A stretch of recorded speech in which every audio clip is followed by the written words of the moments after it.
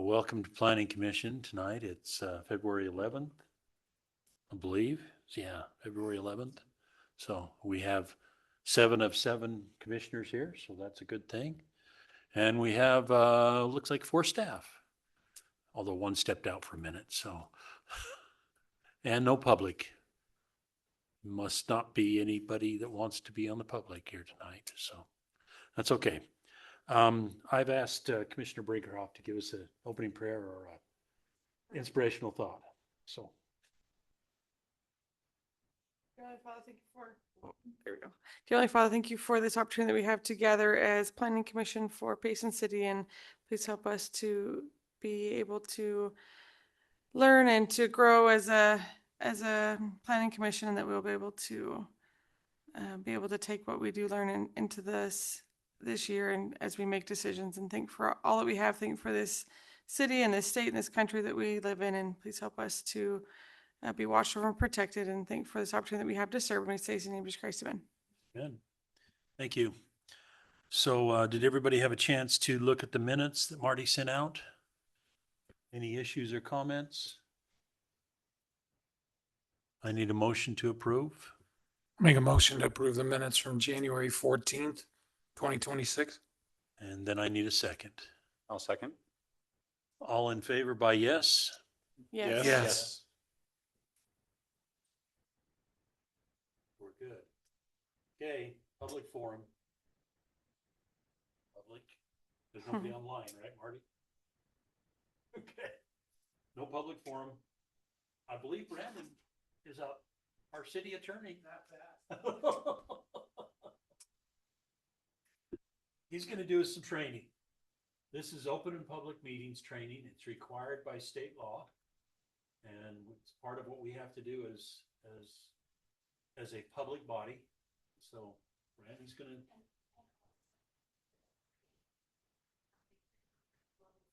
While you're. Okay, well, go get something to treat while Brandon's doing it. I know Commissioner Beecher has sat through this maybe 2 times now. I've sat through it a lot because not only do I sit through it here, but I sit through it at work, board meeting for our board members. So a lot of this, I mean, it's geared toward elected officials and employees, but the commission is in a unique position because you're not elected, you're advisory, and not technically employees of the city. So it's an advisory role, but the biggest thing that we are striving for in the Ethics and the Open Meetings Act is we're trying to comply with due process. Due process is notice in a hearing. We want people to be apprised of things that are happening and have a chance to be heard. I'm still trying to log on here, but that's the biggest takeaway, if anything, from here is that there's notice and they have a chance to be heard. You need to plug in, or are you? She just needs to make me a presenter. Is that what she's trying to get? Yeah. Looks like Anders is. And Andrew's the tech genius. Oh, I think I might be able to now.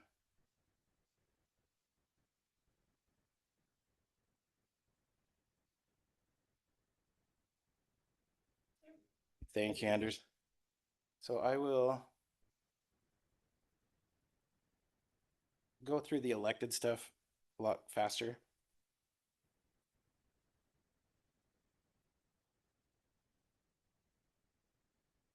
So as I was saying, how we're trying to comply with due process, that people have a chance to be heard and a hearing, because that's what citizens expect with their government, to operate openly, fairly, and with accountability.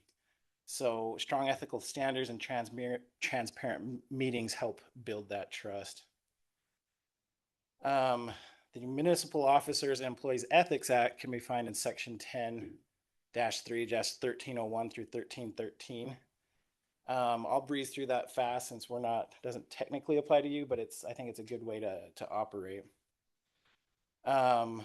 Again, the standards are to establish standards of conduct for officers and employees. The biggest thing in that one is to disclose actual or potential conflicts of interest between their public duties and personal interests. So, an appointed officer means an individual appointed to a statutory office or position. So that would be you guys. So you fit under there. Not elected officers and not municipal employees. Section 1304 talks about economic benefits tantamount to a gift and things that are gifts. So the legislature has to spell it out for people because people try to get around it. So an economic benefit tantamount to a gift, and they give examples: a loan at an interest rate that is substantially lower than the commercial rate, compensation received for a private service rendered at a rate substantially exceeding the fair market value of a service. So it's the quid pro quo. It's, I'm giving you this for that. So that's where we have to disclose those types of conflicts. Just because there is a conflict doesn't mean that you can't do it or can't participate, as long as a lot of these statutory things are met.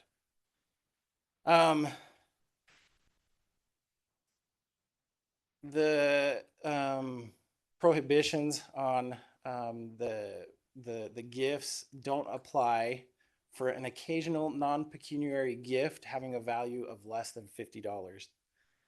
So I know that's a lot there. Non-pecuniary means it can't be money.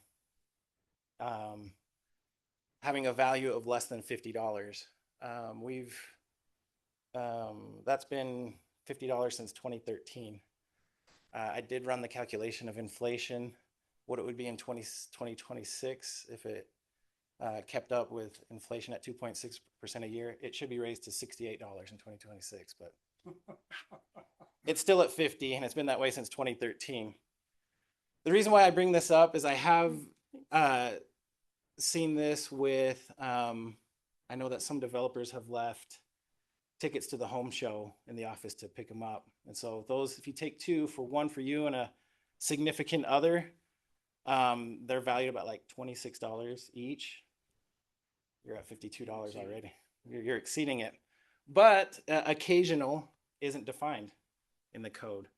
So what it means occasional to you might not be occasional to someone else. And so don't make a habit of it, I guess is what it really comes down to. Non-pecuniary means, so like those home show tickets were an example of a non-pecuniary gift, but we can't take $50 cash, can't take $50 in gift cards. It doesn't apply to getting an award, any bona fide loans made in the ordinary course of business, a campaign donation. And then if it is something illegal, you could be charged. Do we have to report? No, that's the exception. So the exception is you don't have to disclose if it's an occasional non-pecuniary gift having a value of less than $50. So for example, dinner the other night. But that's from the city. So what? If it is from someone else, there's where you keep track. But next year you can only order from the value menu. And waters. Water ball. Good to know. Going to jail because of your tacos. Thank you for that. oh, no problem. Again, if you have a conflict of interest where you're receiving compensation for assistance in a transaction involving the municipality, doesn't automatically bar you from doing it because of your position. You just have to disclose it. So under subsection B, the information described in subsection 8, you have to disclose it in an open meeting to the members of the municipal body, of which the officer is a member, immediately before discussion. So I just say, when in doubt, disclose. If you're doing business with the city, you have a family member doing business with the city, just err on the side of caution. Disclose it, and then you as a body can talk about it and see if it warrants that person not participating in that vote. But As non-employees, do we have to fill out a non-disclosure or a statement form? because you're not elected, you don't have to. I asked. And this is where it goes into those forms. Again, what conflicts of interest, if you have an interest in a business entity regulated by the city. I think if you have a business in the city and you get a business license from Payson, you're being regulated by the city. But again, if you have a business that might create a conflict of interest with anything that you're deciding, again, I would just disclose it. I know we've had real estate people on the commission, real estate people on the council, and they disclose it. You know, I'm a real estate agent, or I'm a part of this deal or not a part of this deal. And I haven't seen it preclude anyone from participating in a vote yet.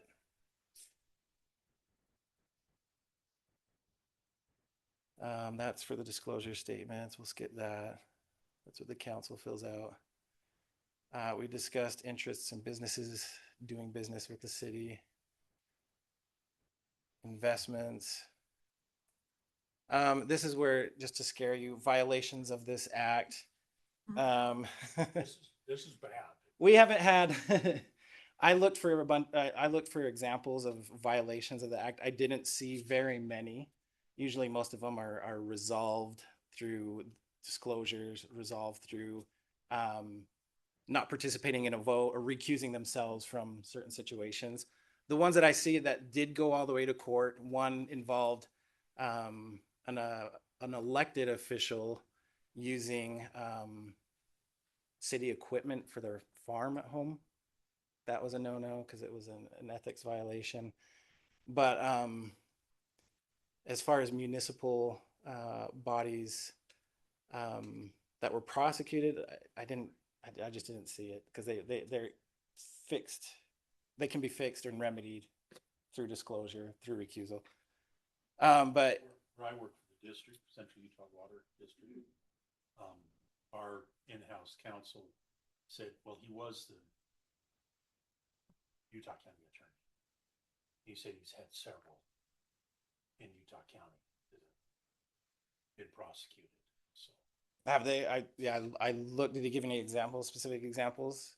he did, but I don't remember what they were. Okay. He said over his years there have been several that have been prosecuted. I know there's been, for some specific attorneys, taking gifts for jazz games and stuff like that, but they resigned before they were ever prosecuted. Yes, and that's probably what happened in the case.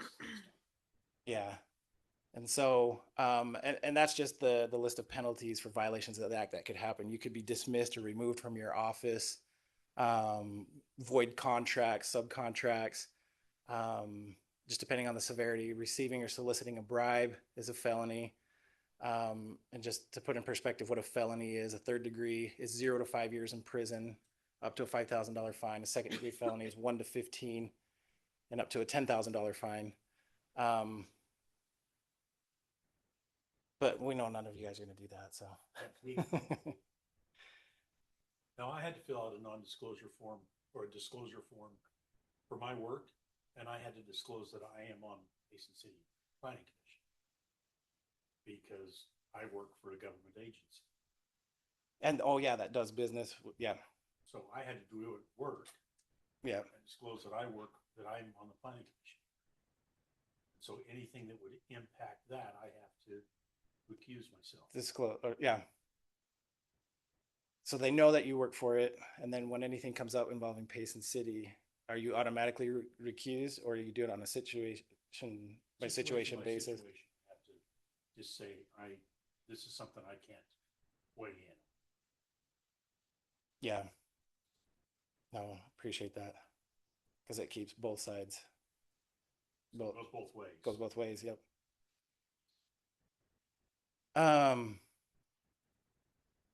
Yeah, the intent of all the disclosures, the Ethics Act is to aid in the conduct of the people's business. It's the intent of the legislature that the state, its agencies, its political subdivisions take their actions openly and conduct their deliberations openly. So this is going to the Open and Public Meetings Act. The default is a meeting is open to the public unless it's not.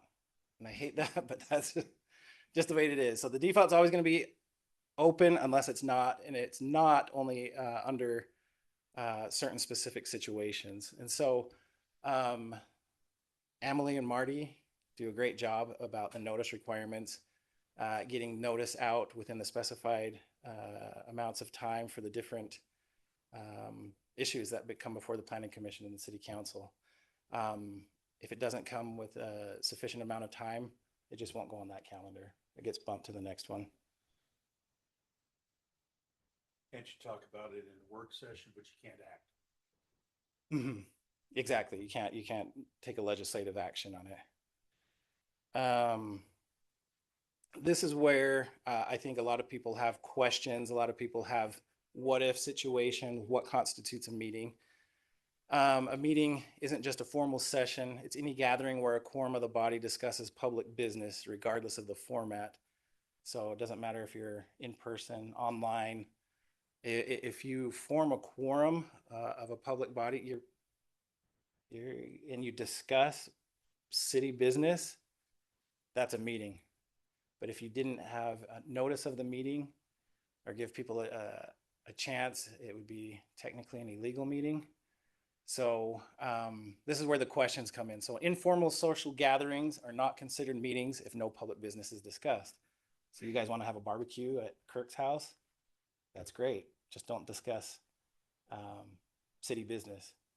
But the minute you guys are talking outside after a meeting by someone's car and there's a quorum present and you talk about city business, that's a meeting. But it's what in the legal sense, it's called an ex parte communication, because you guys are having a meeting about it and talking about it, and the public doesn't get a chance to respond or to ask questions about it.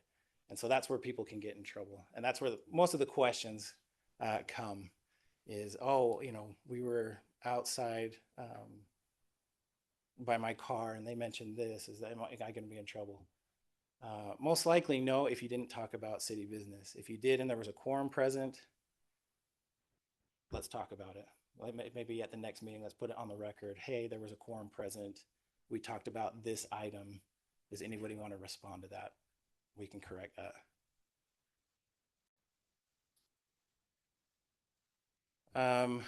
Closed meetings may be held only when there's a quorum present. The meeting is an open meeting. It starts as an open meeting and then it turns into a closed meeting when 2/3 of the members of the body present vote to approve the closing the meeting. For a meeting that's required to be closed, majority of the members of the public body present an open meeting to vote to, the 2/3 have to vote to close the meeting. I'm trying to get to the list of the topics where there's a closed meeting. So the notice requirement isn't required for a closed meeting if it's to consider matters of an emergency or urgent nature. Emergency and urgent nature or natural disasters, time-sensitive issues, things that are going to occur, but we don't have enough time to give sufficient notice. The biggest one, the example I saw all throughout was emergency natural disaster situations, earthquakes, floods, fires, things like that when we have to act quickly. I don't know that the Planning Commission would see much of that. That was more geared towards the council, but that's when you don't have to do the notice requirements.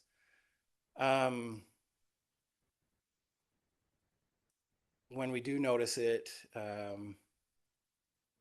we have to go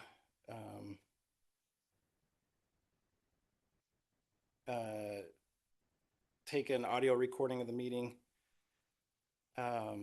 include the key details, who was there, the date, the time, who was present, the summary of the topics and the votes. And so here's the list of when you can go into a closed meeting. Was this in a closed meeting? Sorry, this was open, Okay. trying to get here to get to the closed So the meetings. Closed, reasons for closed. Reasons for a closed meeting, correct. So strategy sessions to discuss collective bargaining. Don't think it applies to the planning commission. Strategy sessions to discuss pending or reasonably imminent litigation. I have seen that with the planning commission with, most recently in McKinney, Texas, with the LDS church and the temple there. They had to go into closed session a few times for zoning issues and stuff because of the threat of reasonably imminent litigation. Strategies to discuss purchase, exchange, sale, or lease of real property. I don't know how much the planning commission would be involved in that, since that would be a legislative decision, but just be aware. I think what would pertain to the planning commission would be,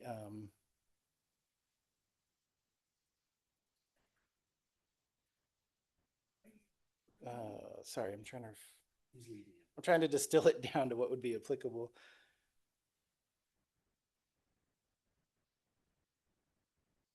Investigative proceedings regarding allegations of criminal misconduct. So if somebody on the commission commits a crime, or alleged to commit a crime, we could go into a closed session to talk about that, how to deal with that situation, what the commission would want to do in that situation.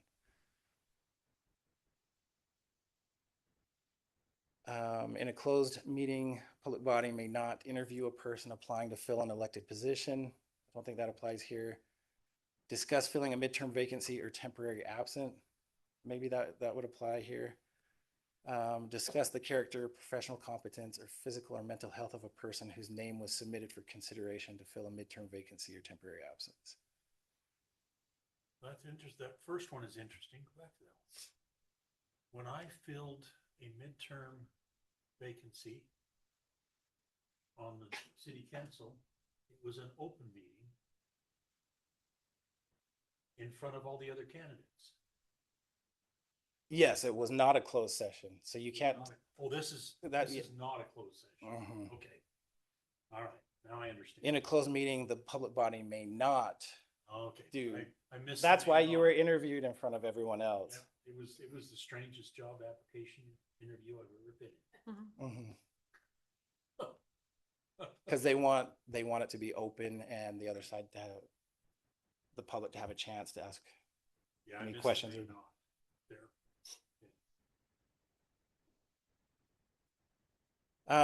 We don't predetermine public policy beforehand. Supposed to remain neutral.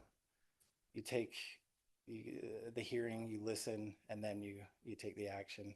And that's why we don't want the quorums by someone's car discussing somebody's city's business, because that can be seen as predetermining an outcome. Supposed to wait until all sides have been heard, take into consideration everything everyone said, and then make the decision. So we don't want to predetermine what the commission's going to do. The law requires training on open meetings for public officials once a year. This training fulfills that, just showing you where to find it, discussing it, and then giving you the opportunity to ask questions. And that's why I like the very end. The goal isn't punishment. The goal is compliance and transparency. No one's out here trying to play gotcha, trying to get you to slip up. We're not here to punish. It's just to be open. If there's mistakes, correct those mistakes, and then learn from them, and we won't do them in the future. A little bit challenging trying to make it more applicable to the planning commission than the city council, but with that, does anyone have any questions? So when you take home show tickets, just keep track of when you take it, if it's occasional. If you take, the city employees and staff have to be cognizant of that too, because we have so many different people from developers, from city residents that come and drop off Christmas gifts every December. One person doesn't just hold on to all of that, because that would go over $50 really quickly. You'll notice back here behind the staff doors that there's a table laid out where everyone has equal chance to snack on whatever gifts people have given, because we don't want to run afoul of that. If one person takes everything, then it's more than occasional. It's more than $50. But yeah, with that, any questions? And it's 50 per year. It says occasional. It's not defined. Some people interpret it yearly. Some people have interpreted it every 6 months. But it's just something that I've looked up trying to find cases, and it's just not defined. Okay. So occasional means, and I hate the reasoning, because when I looked it up, it said occasional means not regular. And that wasn't very helpful, but I would say if you do it every Day. every 6 months, you'd be okay, versus every other day, every other week, because then that becomes Fair enough. regular. But yeah, with that, thank you. Thank you, Thank you. Brandon. Okay, we're down to item 6, which is commission reports, staff reports, and any additional training. Let's hear from staff. Is there anybody else in staff that needs to pass on any information or tell us anything? You want to get out of here just as much as we do. You know, you weren't here when we had the public portion. Is there anything you would like to say? Okay, since you're our only public tonight. Thank you. Commissioners, Commissioner Hamuli, anything? Commissioner Gettebor? Nope. Commissioner Becker? No. Commissioner Brinkerhoff? Nope. Commissioner Adams? And Commissioner Frisbee? That's an easy one, so. Well, we are down to item 7. It's all of 6:30, so. Item 7, I'll make a motion to adjourn. I like that motion. Any seconds? All of you? I'll second it. All by yes. Yes. Yes. Thank you for being here tonight, and thank you for all being here. It's good to have everybody here. Yeah. So, Thank you for the treats too. yes.